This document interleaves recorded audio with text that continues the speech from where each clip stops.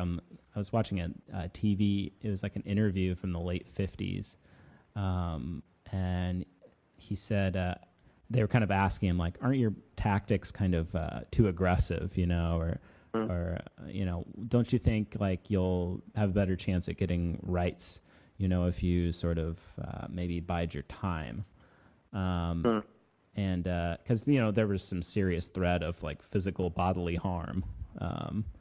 And his quote was, "I think it's better to be aggressive at this point. It seems to me both historically and sociologically true that privileged classes do not give up their privileges voluntarily and without strong resistance."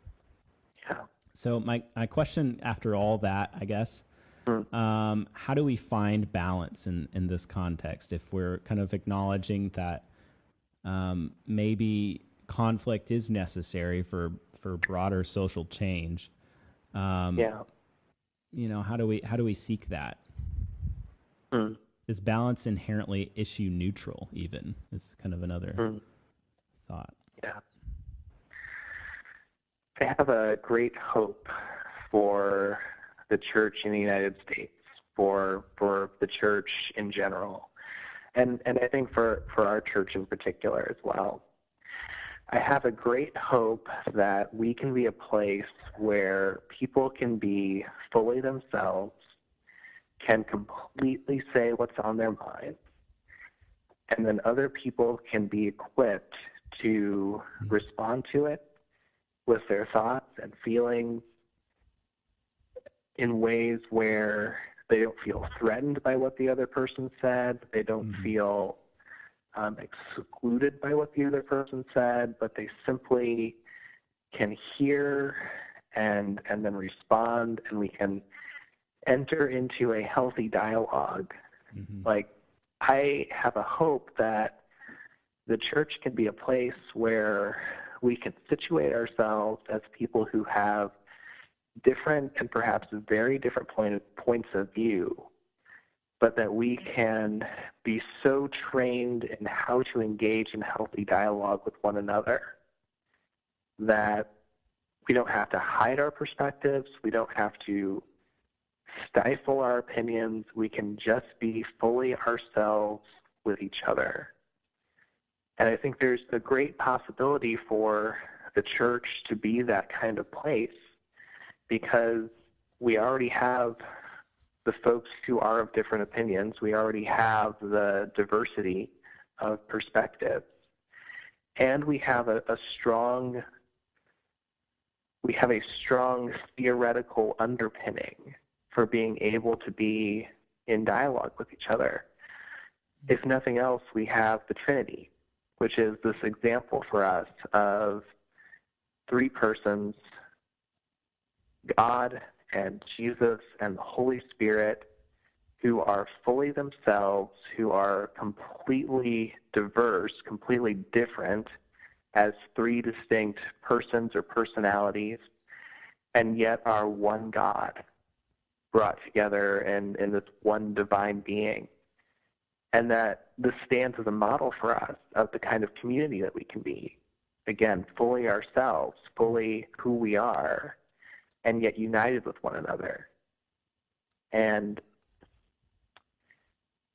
a couple of years ago, I had my church leaders read a book called Transforming Church Conflict, which was essentially about nonviolent communication, the Marshall Rosenberg concept of nonviolent communication, just simply applied to matters of the church. And it was just all about training people so that when we talk to each other, instead of saying, you're such a jerk because you think this and this, or you're such a jerk because you do this and this, we'd say, when you did blank, that made me feel blank. And this is what I need from you.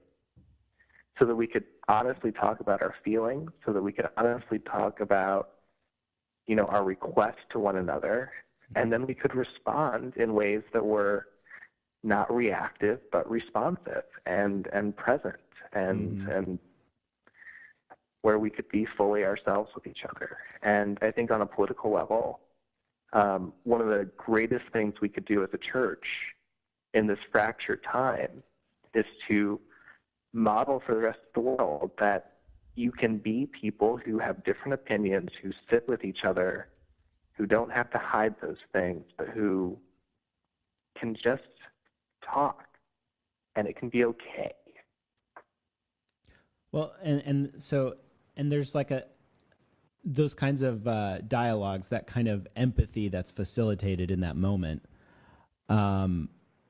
is kind of rendered neutral or somewhat ineffective the more layers of separation you get from acknowledging each other as people, right?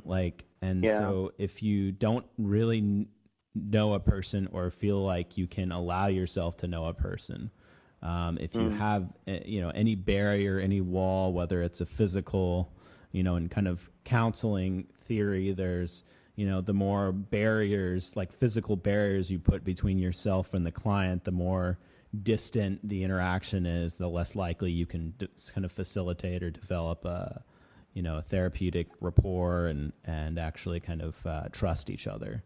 And so social media is kind of starting from a place where you're already, kind of separated on a massive level from the people that you're interacting with, that you're supposedly friends with, or the people that you're reading thoughts from or dialogue from. It's extremely disadvantaged in that way. Mm-hmm. And so that's my thought is that's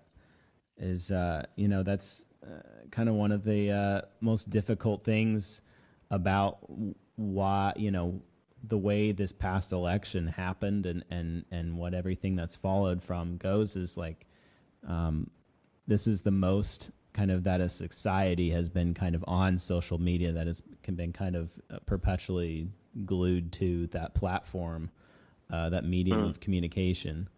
I don't remember like my grandma being on Facebook when it started in like 2000, when I first got on in 2006, when, I first went to college, and they were like, oh, you should check out Facebook. And it was just like, okay, it's another social media thing. But like at that time, it was just like something you kept up with if you were kind of into it, but not everyone in your family was sort of, assigned a role to it in society. But that's just kind of it takes up such a space in our lives now that, that it's just more likely to happen. And people are sharing their thoughts freely on that forum. You have all of that, those outputs coming in, but none of that kind of like a nurturing sort of relationship. None of the nonverbals or the kind of, when you're kind of with someone, you might feel affected by their presence, or kind of desiring to feel some empathy toward them. So really kind of, the major thing in practice is empathy, for being able to understand not just what we're saying, but where we're coming from as we're saying it. Yeah, it's certainly striking to me how much of our conversation today, even before this moment, centered around Facebook and conversations that happened on Facebook and posts that were made on Facebook. It has become so much the center of the political dialogue that we have as ordinary citizens. Right. It's the only dialogue we have. Yeah, it really is. Days. Yeah, since we can't talk about politics face-to-face with one another, we talk about it in the social media space, where we can, on the one hand, more freely express our opinions than we might if we were sitting face-to-face, but on the other hand, where we can hide from each other. Right. Because we don't have to, as you said, we don't have to deal with the responses that people will have to the things that we offer.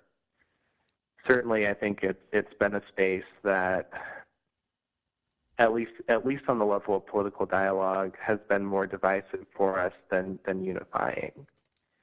it is certainly one of the platforms that helps us to enter into an echo chamber where we can not only make conscious choices to hear more from the people that agree with us, but there's an algorithm that makes sure that that happens. Mm-hmm. You know, there's an algorithm that makes sure that, oh, those are the stories you like, I'm going to make sure you see more of those. Right. This is the person whose opinions you like hearing, I'm going to make sure that you see more of those. So that we just get this reinforcement of what it is that we already believe, and we start thinking that this is the only way to look at this. This is the common sense way to look at it, and you'd have to be a fool to be on the other side of this. Mm-hmm. How could there possibly be another perspective? Right. And it really does undercut our ability to be in dialogue with someone who represents a different point of view.